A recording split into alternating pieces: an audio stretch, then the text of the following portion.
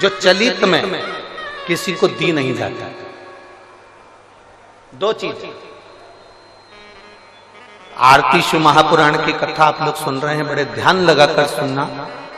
दो चीजें हैं जो चलित में किसी को दी नहीं जाती। एक अपने घर का तवा, तवा जानते हो जिस पर रोटी बनाते हो, कोरा तवा है, उस पर आपने कभी रोटी नहीं बनाई है तो आप किसी को दे सकते हो, मना नहीं। और यदि जिस तवे पर घर के अंदर रोटी बन चुकी है, जिस तवे पर रोटी उतर चुकी है, उस घर के तवे को किसी को नहीं दिया जाता। क्यों? क्योंकि घर में जो बच्चे हैं वो बीमार के बीमार बने ही रहते हैं, वो कभी स्वस्थ नहीं हो सकते, कभी नहीं हो सकते। अगर एक बच्चा बीमार है तो दूसरा ठीक होगा, दूसरा बीमार है तो तीसरा ठीक होगा, तीसरा है तो चौथा बीमार पड़ेगा, ये निश्चित। दो चीजें चलित में किसी को नहीं दी जाती, एक तवा, दूसरे नंबर की कढ़ाई।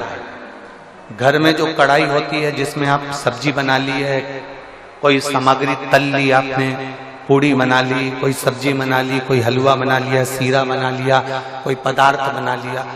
कोरी कढ़ाई है ना, आपकी मर्जी पड़े उसको दे दो, चले। कोरी कढ़ाई है ना, आप किसी को भी दे सकते हो। पर जिस कढ़ाई में आपने भोजन का निर्माण कर लिया है, जिस कढ़ाई में आपने कभी भी एक बार भी अगर कुछ बना लिया है, तो वो किसी को गिफ्ट में या किसी को दान में या किसी को दी नहीं जाती।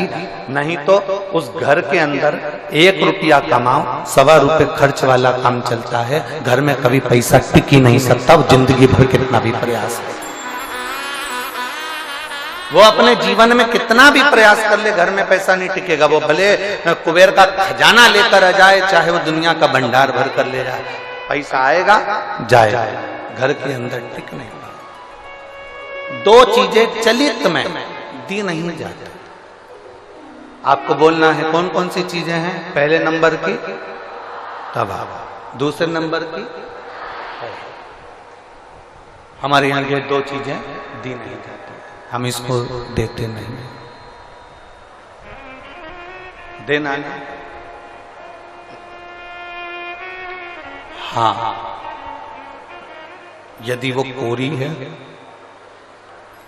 उसमें ना रोटी बनाई गई है, ना उसमें कोई सामग्री बनाई गई है, अगर वो कोरी है तो आप दे दो।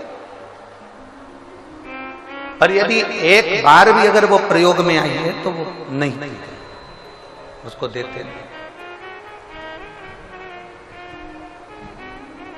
उसको दिया नहीं जाता।